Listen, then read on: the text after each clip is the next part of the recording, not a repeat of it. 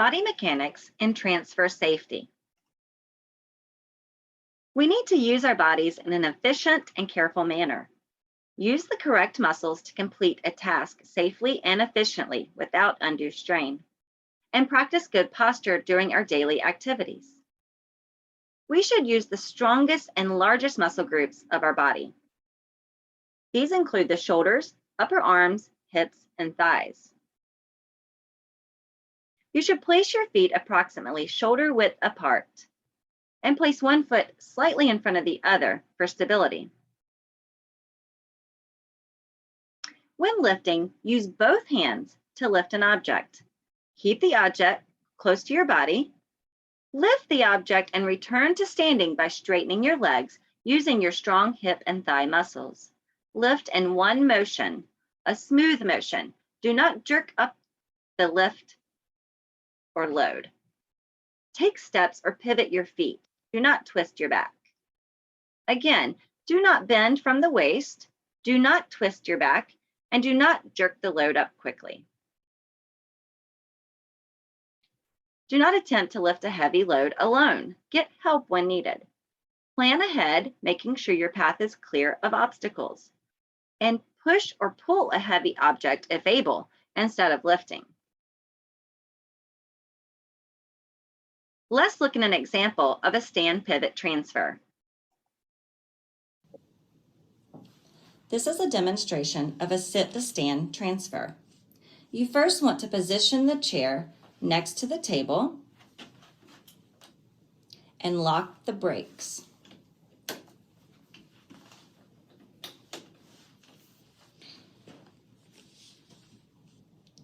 We want to make sure that the table height is the same level or slightly lower than the wheelchair height. You can use the remote that's attached to the table and it will raise and lower the bed. To prepare for the transfer, you can first remove the accessories for clearance. So you can lift the armrest up. If they were laterals on the side, you could swing them out. Yep. Now we can remove the chest harness. You can remove from 3 of the clips and then swing it over the top. You also want to remove the foot plates. There's usually a button on the side, which you push the button and swing it out to the side. The last thing you want to remove is the seat belt.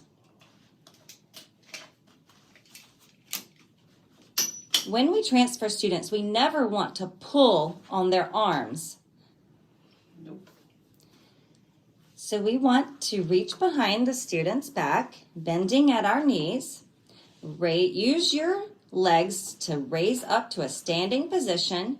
Pivot your body by turning your feet and sitting the child down slowly onto the table. Remember to maintain support at the student's trunk if they're not able to sit up by themselves.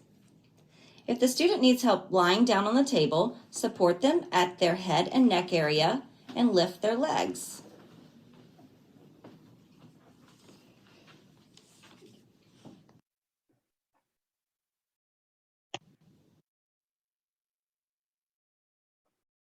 Here is an example of a one-person dependent lift. This is an example of a one-person dependent transfer. You want to first position the chair at an angle to the table that limits the number of steps you have to take and avoid twisting. Once the brakes are locked, the chest harness is removed.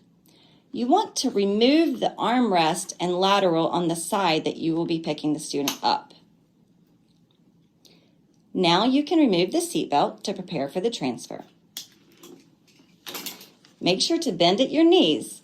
Reach with one arm behind the student's trunk, supporting their head and neck area. The other arm will reach under their legs. You want to lift with your legs and bring the student close to your body. Turn with your feet and slowly lower the student down on the table.